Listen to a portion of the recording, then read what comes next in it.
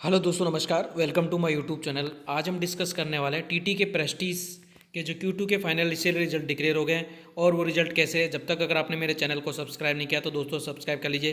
किसी प्रकार का कोई बोनस और डिविडेंड इशू नहीं किया गया है। तो दोस्तों डायरेक्टली चलते हैं हम इसके कंसोलिडेटेड फाइनेंशियल रिजल्ट के ऊपर।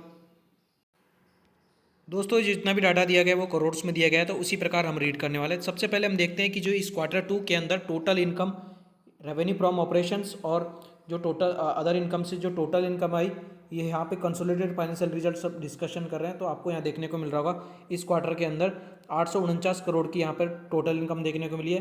पिछले क्वार्टर के अंदर 626 करोड़ की थी और उससे जो लास्ट ईयर का सेम सितंबर मंथ का था उसके अंदर 769 करोड़ की टोटल इनकम थी।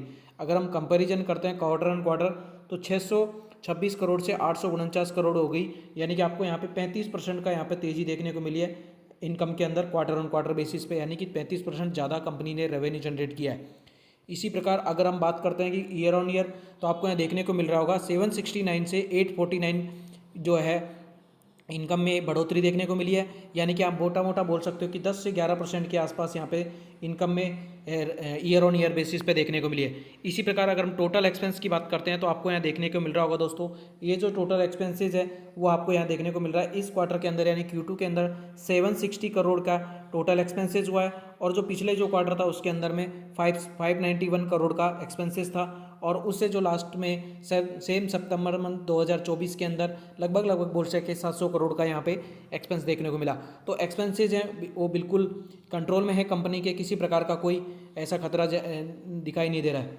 अगर आप बात करते हैं कि नेट प्रॉफिट की, आपको पता है दोस्तों नेट प्रॉफिट इक्वल टू क्या होता है, जो टोटल इनकम माइनस एक्सपेंसेस और माइनस टैक्सेस, जो अगर कैलकुलेशन जितने भी है सब एडजस्ट करने के बाद जो बचता है उसको हम नेट प्रॉफिट बोलते हैं। तो प्रॉफिट फॉर द पीरियड आपको यहाँ देखने को मिल रहा है इस क्वार्टर के अंदर, आपको यहाँ देखने को मिल रहा है 63 करोड़ का यहाँ पे प्रॉफिट हुआ है सब खर्चे काटने के बाद, और 25 करोड़ का पिछले क्वार्टर के अंदर प्रॉफिट हुआ था और उससे जो लास्ट ईयर का सेम सितंबर मंथ 2024 था उसके अंदर में 52 करोड़ का यहाँ पे नेट प्रॉफिट देखने को मिला।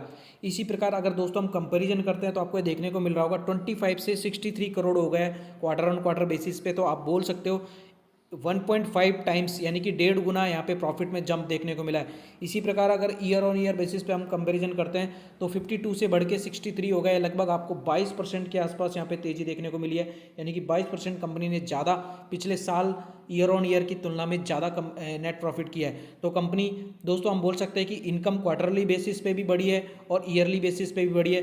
तो जो कंपनी के जो रिजल्ट्स हैं वो ज़बरदस्त हैं, काफ़ी अच्छे हैं, एक्सपेक्ट के अकॉर्डिंग ही रिजल्ट रहे हैं। इसी प्रकार अगर ईपीएस की बात करते हैं तो आपको यहाँ देखने को मिल रहा होगा इस क्वार्टर के अंदर ईपीएस 469 रुपीज़ और पिछले जो क्वार्टर के अंदर 1.94 और उससे जो लास्ट ईयर का क्वार्टर था उसके अंदर में 3.82 करोड़ का यहाँ रुपीज़ का यहाँ पे ईपीएस देखने को मिला था।